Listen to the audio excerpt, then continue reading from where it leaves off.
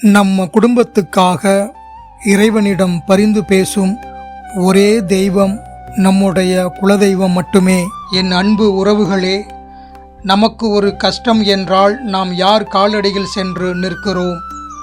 நம் வேறு எது என்று தேடுகிறோம். நாம் இன்று உலகெங்கும் பல தெய்வங்களை வணங்கலாம், அது தவறில்லை. ஆனால் நீங்கள் கஷ்டப்படும்போது, விதியின் போக்கால் நீங்கள் தண்டிக்கப்படும்போது, உலக நியாயத்தின் முன் நீங்கள் தனித்து நிற்கும் போது, உங்களுக்காக அந்த பிரபஞ்சத்தின் உச்சியில் இருக்கும் இறைவனிடம் வழக்காடி நியாயம் கேட்டு பரிந்து பேசும் ஒரே சக்தி உண்டு. அதுதான் உங்கள் குலதெய்வம்.